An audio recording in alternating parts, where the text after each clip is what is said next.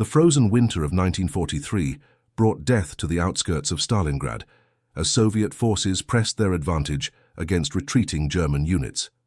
Sergeant Dmitry Volkov and his spotter Anatoly crouched in the ruins of a burned factory, their Mosin Nagant rifles trained on enemy positions across a devastated landscape of shattered buildings and abandoned machinery.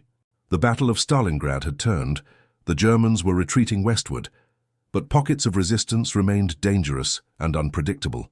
Volkov had survived 18 months of urban warfare through patience and precision, eliminating enemy officers and machine gunners from distances that turned men into abstractions viewed through telescopic sights.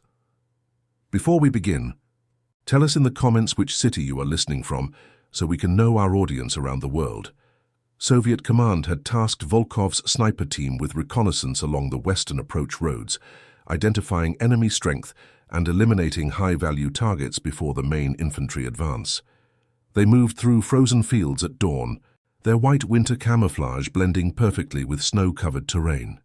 Anatoly carried the ammunition and spotting scope, while Volkov bore the rifle, both men lean and hardened by months of starvation rations and constant combat. They had witnessed horrors that would haunt them forever: civilians frozen in streets, soldiers eating leather boots to survive, children's bodies buried under rubble.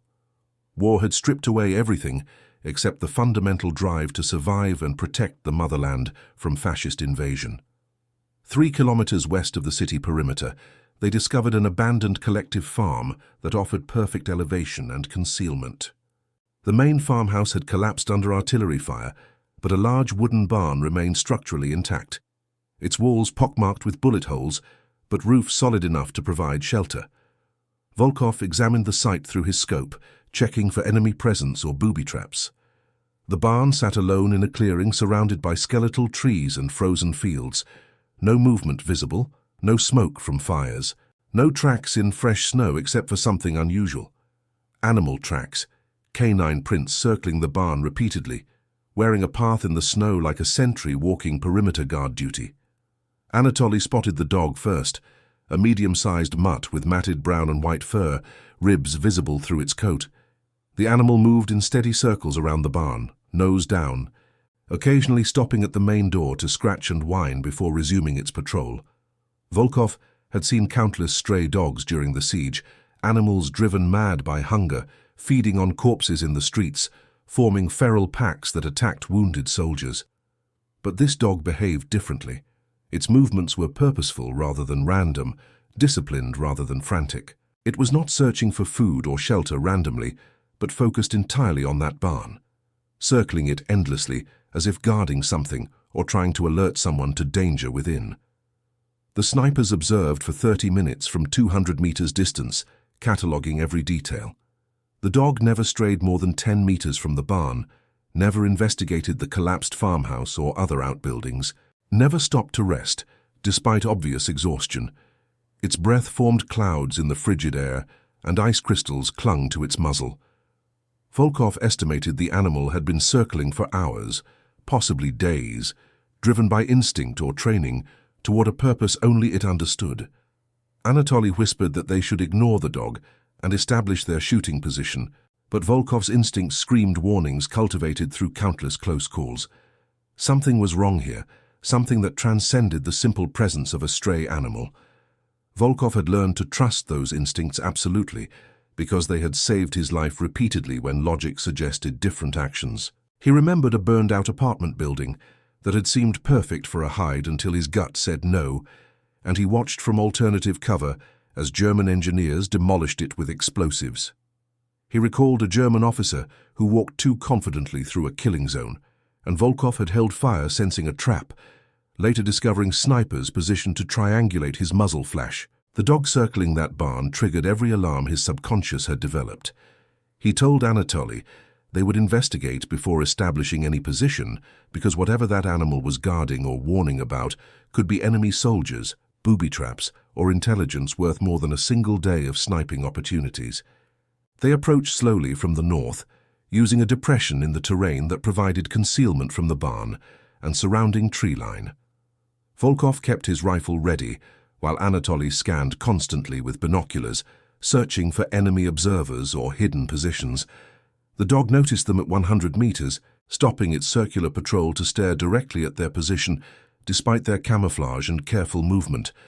The animal did not bark or flee, but instead intensified its behavior, scratching more urgently at the barn door, running back and forth, looking at the snipers, then back at the barn as if begging them to understand something critically important. Volkov had never seen a stray behave this way, with such focused intelligence and apparent desperation to communicate. At 50 meters, they paused behind a fallen wagon, assessing the situation from better vantage. The barn was older than Volkov initially thought. Built from thick timber in the pre-revolutionary style, with a gambrel roof and sliding doors large enough to admit horse-drawn equipment. One door hung partially open, creating a dark gap just wide enough for a man to squeeze through. No sounds emerged from within, no voices or movement, just absolute silence broken only by wind whistling through bullet holes. The dog had stopped moving now, and sat directly in front of the gap, staring at the darkness inside, trembling from cold or fear or exhaustion. When it noticed the snipers closer, it barked once, sharp and commanding, then looked meaningfully at the barn entrance before returning its gaze to the soldiers.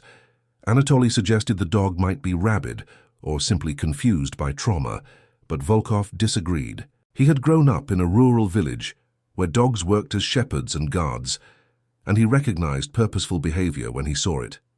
This animal was not sick or confused, but rather exhibiting trained responses, trying to fulfill a function despite circumstances that had separated it from its handler. Soviet and German forces both used dogs for various military purposes, carrying messages, detecting mines, even pulling supply sleds. Perhaps this dog had belonged to a unit stationed at the farm before battle swept through, and it was trying to complete whatever mission had been assigned. Or perhaps something inside that barn required human attention, and the dog was desperately trying to summon help.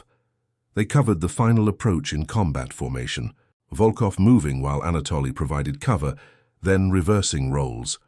The dog watched but did not approach or retreat, maintaining its position at the door like a sentry waiting for relief. Volkov reached the barn wall and pressed against it, listening. Still nothing. No sounds of breathing or movement, no mechanical ticking that would indicate explosives.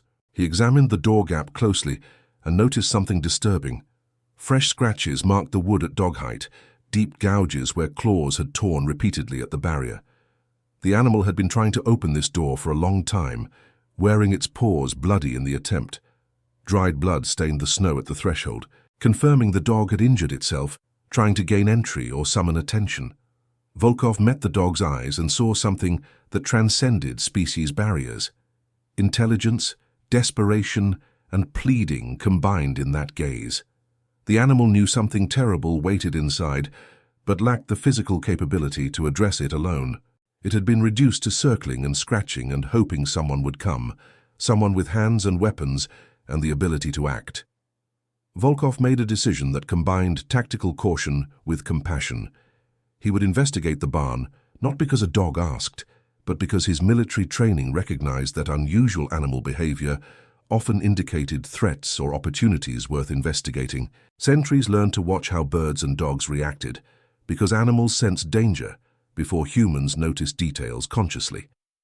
He signaled Anatoly to cover the door while he pulled it open wider, creating enough space to enter while maintaining a firing position. The hinges creaked loudly in the frozen air, a sound that would alert anyone inside to their presence. Volkov waited, counting seconds, allowing time for reactions if hostiles occupied the barn. Nothing happened. He pulled the door wider, and daylight penetrated the interior, revealing packed dirt floors, empty stalls, and farming equipment abandoned in haste. But it also revealed something else that made both snipers freeze in shock. In the center of the barn, arranged in neat rows, sat wooden crates stamped with German military markings, and something more ominous, skull and crossbones symbols indicating chemical or explosive hazards. The dog immediately pushed past Volkov's legs and entered the barn, moving directly to the crates and resuming its agitated behavior, circling them repeatedly while whining in distress. Volkov and Anatoly entered cautiously, eyes adjusting to dimmer light, weapons ready despite the apparent absence of enemy soldiers. The barn was larger inside than it appeared externally, with a hayloft above and support beams creating shadows where threats could hide. But systematic searching revealed no hidden soldiers, no tripwires, no observers.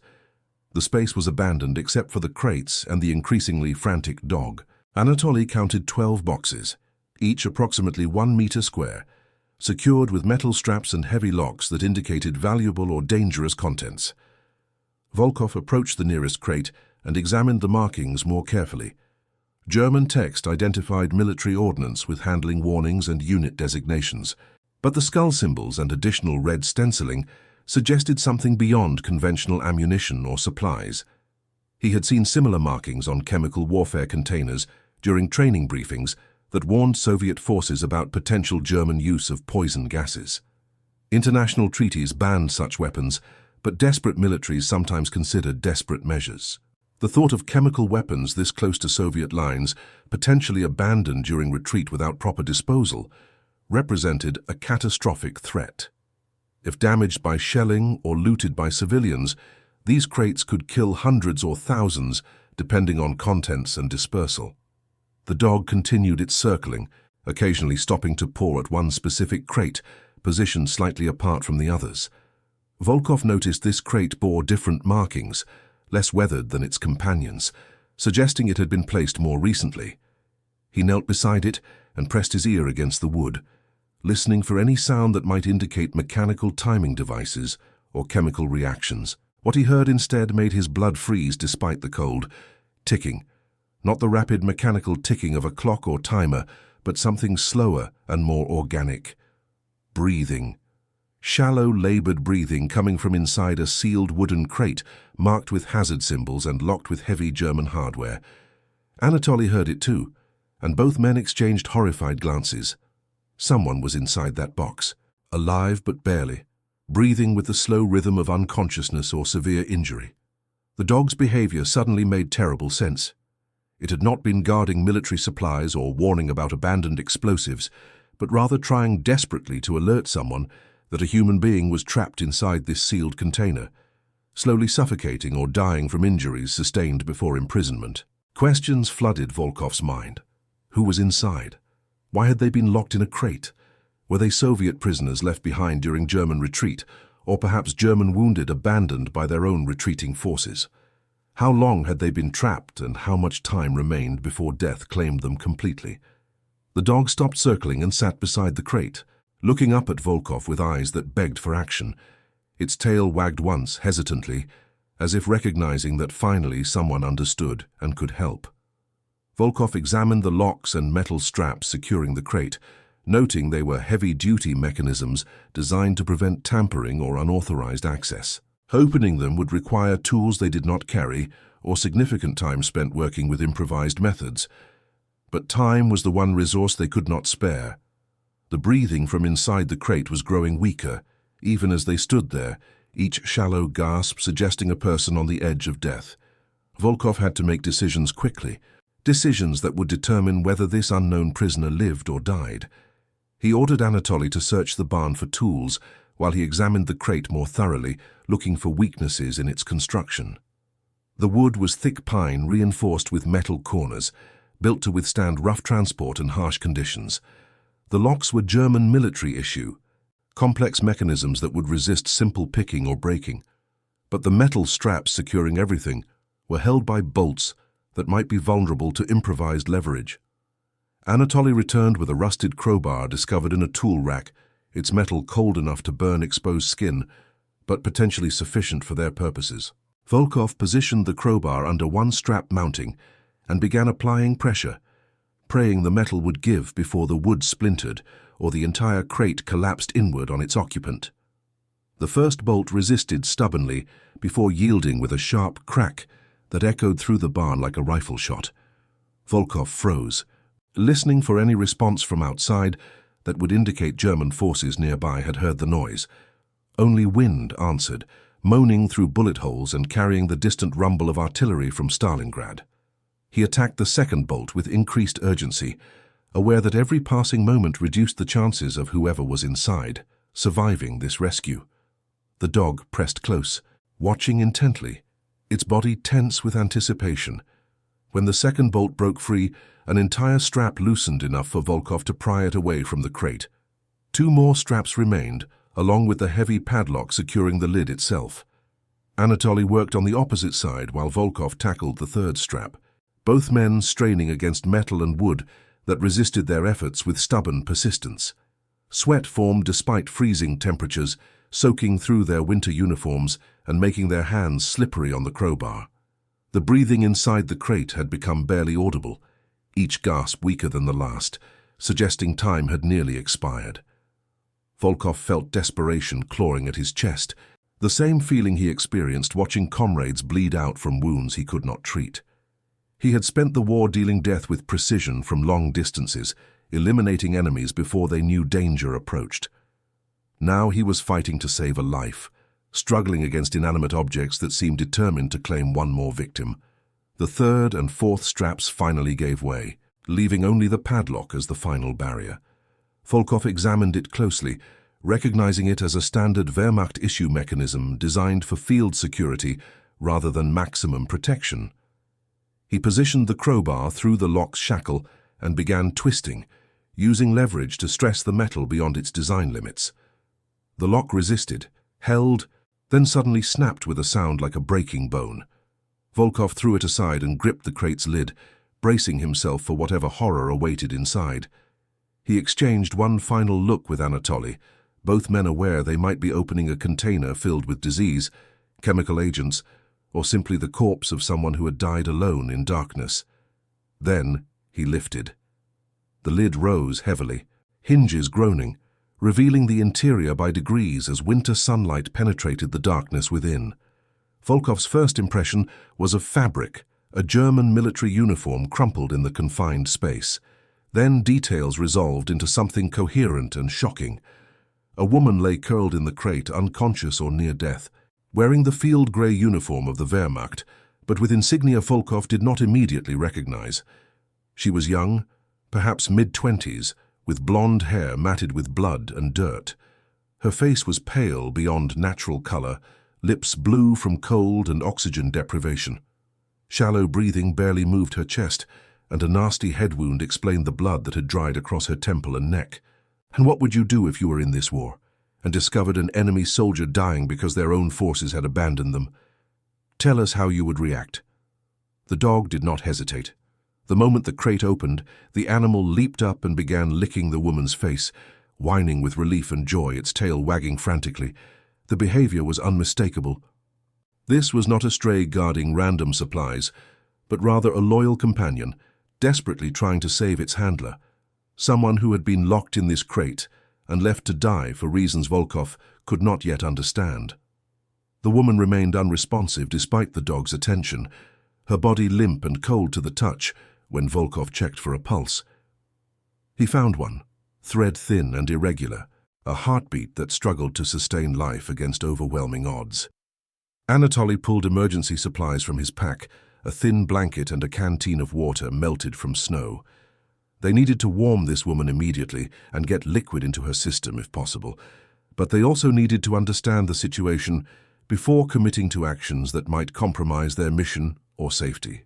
Volkov examined her uniform more carefully and felt shock ripple through him. The insignia on her collar marked her as something unexpected in this context. She was not regular Wehrmacht, but rather a member of a German military working dog unit, a handler assigned to train and deploy animals for combat purposes. The realization clicked everything into place like a sniper, finding perfect sight alignment on a target.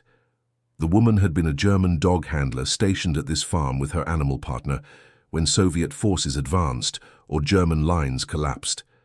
Something had gone catastrophically wrong during the retreat.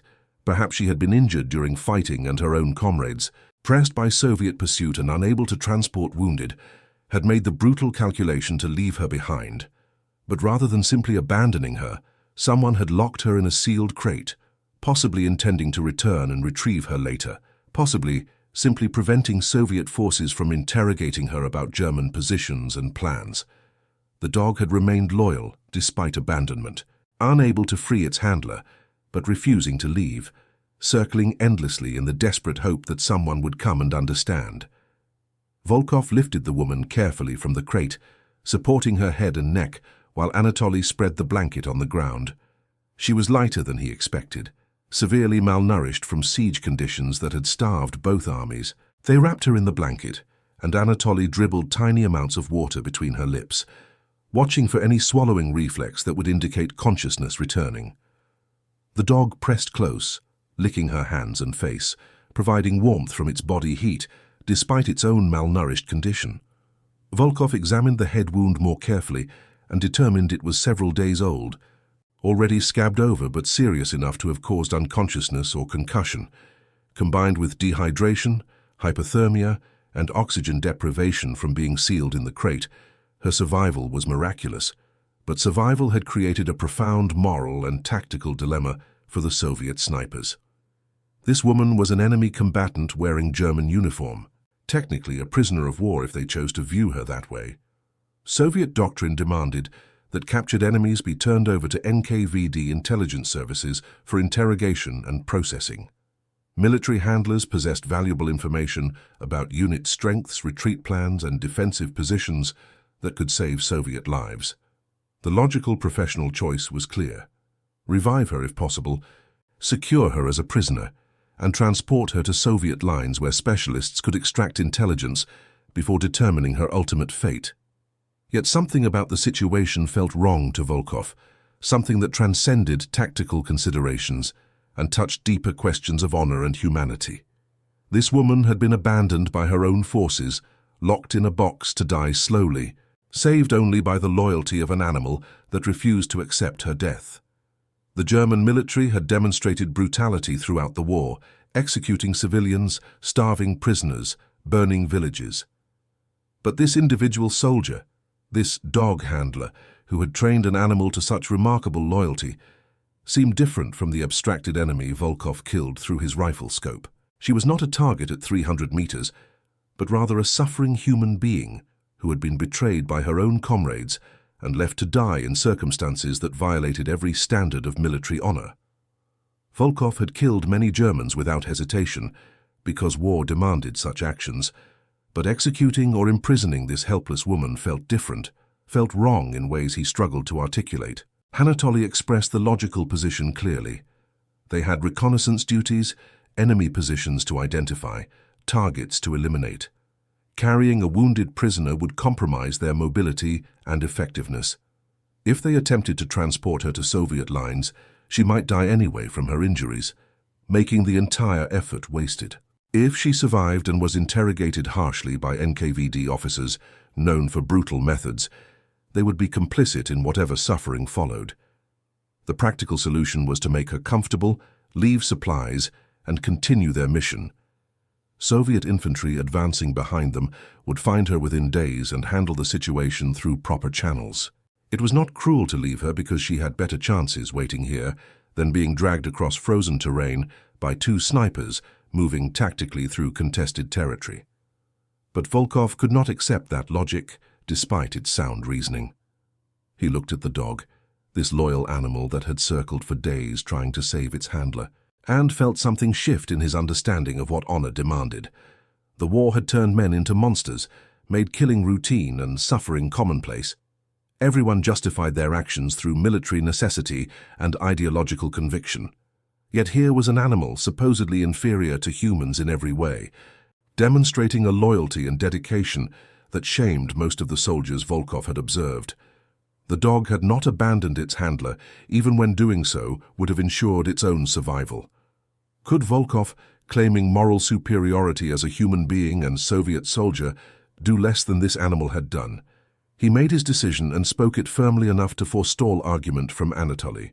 They would carry the woman to Soviet lines and turn her over to medical personnel rather than intelligence officers.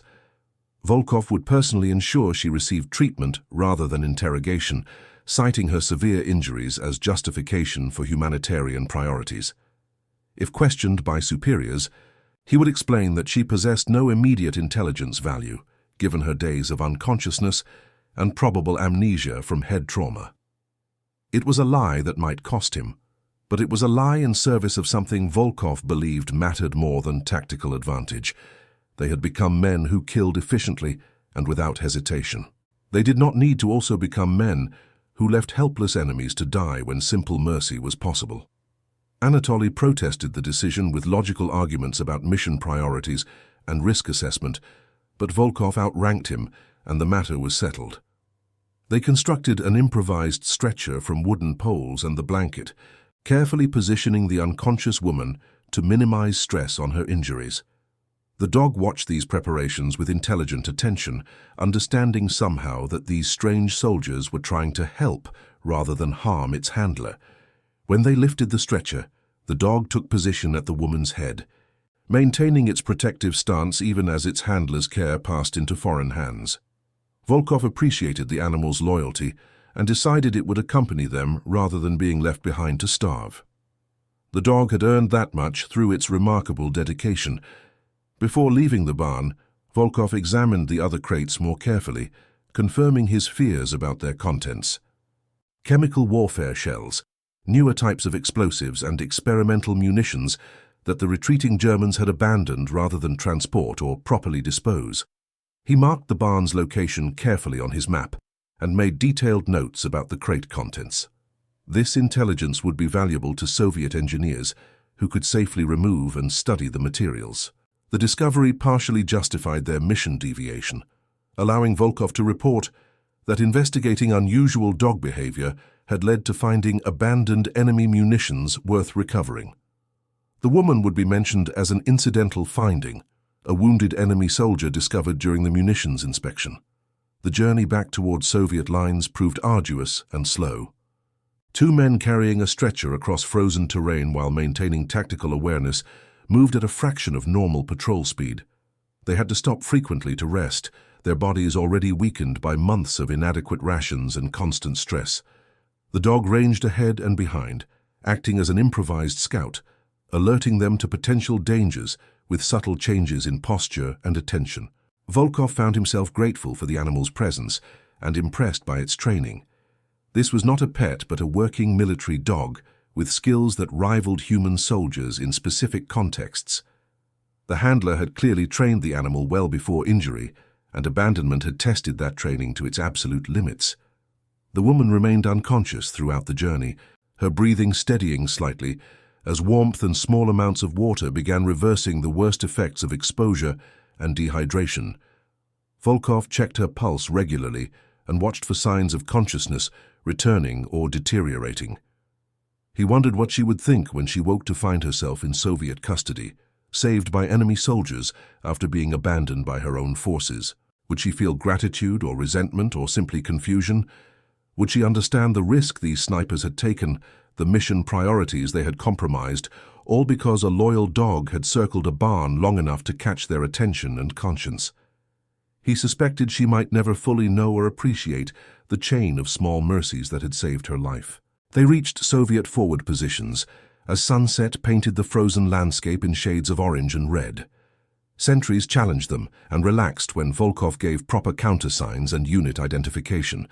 The stretcher drew immediate attention and questions that Volkov answered with carefully edited truth. They had investigated suspicious activity at an abandoned farm, discovered a wounded German soldier left behind during retreat, and brought her for medical attention and possible intelligence value. The sentries accepted this explanation and directed them to a field medical station established in a recaptured village. A doctor, exhausted from treating Soviet casualties, examined the woman briefly and ordered her placed in a barn converted to house overflow patients. He seemed neither surprised nor particularly interested in the circumstances of her arrival, just another broken body requiring care in a war filled with broken bodies. Volkov ensured the woman was settled on a straw pallet with blankets and whatever medical attention the overwhelmed staff could provide. The dog remained with her, refusing to be separated, and the medical personnel tolerated its presence with the weary pragmatism of people who had seen stranger things during this war. Volkov left written instructions that the patient was not to be disturbed by intelligence officers until she had recovered sufficiently to provide coherent information a delay that might buy her days or weeks before interrogation began. He did not know if his minimal rank carried sufficient authority to enforce such instructions, but he tried anyway, hoping bureaucratic confusion and the chaos of advancing front lines would work in the woman's favor. Over the following days, Volkov and Anatoly resumed their sniper duties, eliminating German officers and machine gunners as Soviet forces pressed westward. But Volkov found his thoughts returning frequently to the woman and her loyal dog, wondering if they had survived. If interrogators had been harsh or merciful, if his intervention had ultimately helped or merely prolonged suffering. He heard nothing through official channels and did not dare make inquiries that might draw attention to his deviation from mission parameters. The war continued its grinding momentum, consuming lives and energy without pause for individual stories or moral complications. Volkov killed 15 more German soldiers over 3 weeks, each one viewed through his scope as an abstract target, rather than a person with hopes and fears, and perhaps a loyal dog waiting somewhere. Then one morning, 3 weeks after the barn rescue, a courier delivered an unusual message to Volkov's position. He was requested to report to a headquarters unit for debriefing about the munitions discovery at the collective farm. Volkov's stomach tightened with worry. Had his edited report been questioned? Had the woman said something during interrogation that contradicted his account? He made the journey to headquarters with deep apprehension, rehearsing explanations and justifications, prepared to accept punishment for prioritizing mercy over military efficiency. But the officer who greeted him was smiling rather than hostile, his expression suggesting pleasant surprise rather than disciplinary action. The officer explained that the German dog handler had indeed survived and recovered consciousness after several days. When finally coherent enough for questioning, she had provided an account that matched Volkov's report, but included additional details. She remembered being injured during a Soviet artillery barrage that killed most of her unit. The surviving Germans, retreating in panic and unable to transport wounded, had made the decision to seal her in a crate with the sensitive munitions they were also abandoning. They had promised to return with transport, but she suspected they had simply wanted to prevent Soviets from capturing her alive. Her dog had stayed loyal, trying desperately to free her or summon help, saving her life through stubbornness and devotion that transcended training.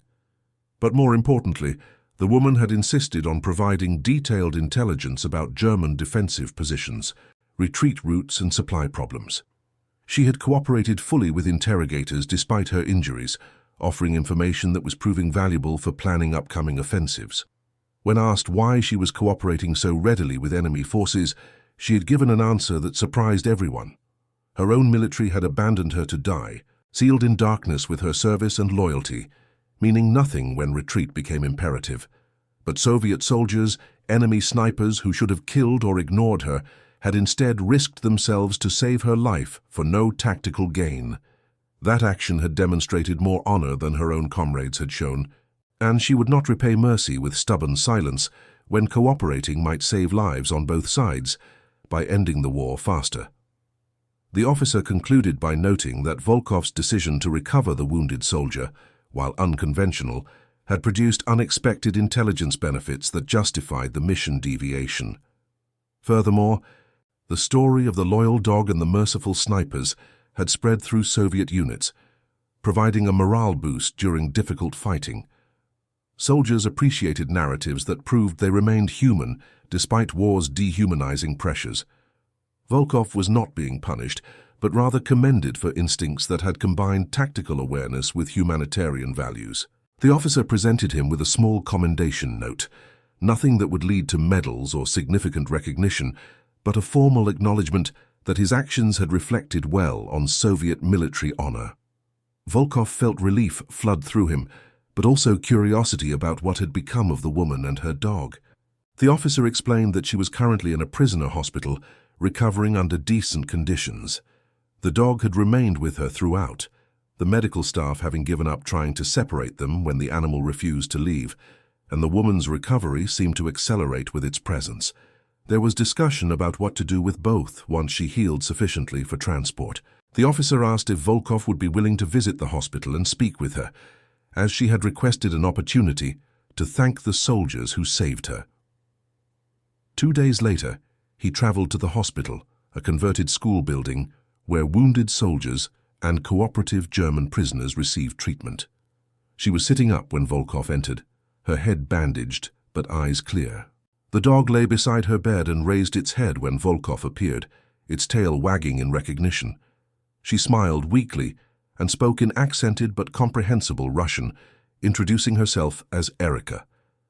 She thanked Volkov for saving her life, explaining she remembered nothing after being sealed in the crate, but had been told about his actions by interrogators, who seemed almost as surprised as she was by Soviet mercy. They talked for an hour about dogs and training, and the strange moral inversions that war created. Erika explained she had never wanted to serve the Nazi military, but had been conscripted, her dog handling skills making her valuable. The dog's name was Axel, her constant companion for 3 years. When her unit sealed her in that crate, she had ordered Axel to stay and guard, never imagining he would interpret that command so literally that he would risk death rather than abandon his post. Being abandoned by her own forces had severed whatever remaining loyalty she felt toward a military that valued her only as long as she remained useful. Their conversation revealed unexpected common ground between enemy soldiers who discovered that ideology mattered less than immediate experiences of suffering and loyalty. Volkov had killed dozens of German soldiers and would kill dozens more. Yet sitting together in that hospital room, they were simply two people who loved dogs and appreciated loyalty. Before leaving, Volkov promised to inquire about what would happen to her and Axel after recovery, though he held little hope of influencing decisions made at higher command levels. Weeks became months as the war ground toward its inevitable conclusion. Volkov continued his sniper duties, moving westward with advancing Soviet armies. He tried not to think about Erika and Axel, but their story remained in his mind, a complicating factor that refused to fit neatly into narratives of good versus evil. He heard through informal channels that Erika had been transferred to a work camp for cooperative prisoners, a better fate than most, but still imprisonment. The war in Europe finally ended in May 1945 with Germany's surrender. Volkov survived, one of the few snipers from his original unit who lived to see victory. During the post-war occupation period, he made inquiries about Erika through military bureaucracy, discovering she had survived and was in a displaced persons facility awaiting repatriation. Volkov used his limited influence and the commendation he had received to request that she be considered for preferential treatment, citing her intelligence cooperation and unusual circumstances. Months passed until late 1945, when he received notice that his request had been approved. Erika would be released from Soviet custody and transferred to British occupation zones in Germany, where she could attempt to rebuild her life. More surprising was the addendum noting that Axel would be released with her, as separating them would serve no security purpose. Volkov never saw Erika or Axel again, never knew what became of them in the chaotic post-war years. He returned to his village, married and worked his family farm trying to forget the war, but he never forgot the dog circling the barn, the desperate loyalty that had refused to abandon its handler, and the choice he had made to honor that loyalty. It remained his proudest moment from the war, the time he had chosen mercy over efficiency, and found that mercy could produce better outcomes than tactical coldness. In his later years, Volkov would tell the story to his grandchildren, preserving the essential truth. A dog had circled a barn, refusing to leave because its handler was trapped inside. Soviet snipers had chosen to save her rather than ignore her suffering. That choice had preserved their humanity during a war designed to destroy it.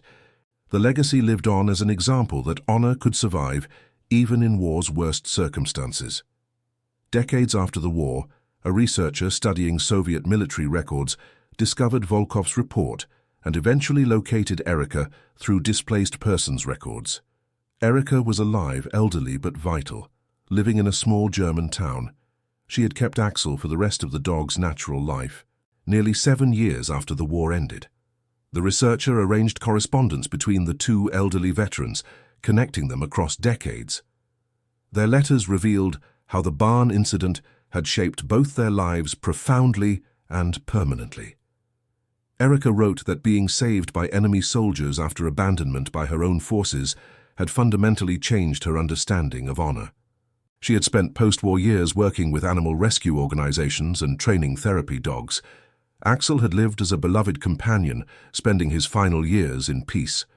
When he died, she buried him with his military collar, honoring the loyalty that had saved her life. Dogs remained her constant companions, their uncomplicated devotion providing what people too often could not offer. Volkov responded that he had followed a similar path, maintaining distance from human relationships, but finding solace in working with animals. His farm always included dogs who reminded him of Axel's dedication. Choosing mercy whenever possible had become his guiding principle, a small rebellion against the brutality he had witnessed during 4 years of war. Their correspondence continued until Volkov's death in 1989. Erica outlived him by 5 years, dying peacefully surrounded by family and dogs. The story endures across generations as a reminder that loyalty matters even when inconvenient, that mercy matters even toward enemies, and that individuals retain the power to choose honor over expedience. Volkov was a trained killer who eliminated dozens of enemy soldiers, yet he is remembered most for the one he saved rather than killed. War creates circumstances designed to strip away humanity. But even in war, the choice to remain human retains power. A dog circled a barn refusing to abandon duty. Soldiers investigated and found an enemy worth saving. And decades later, the story persists as truth worth preserving whenever war threatens to make monsters of us all.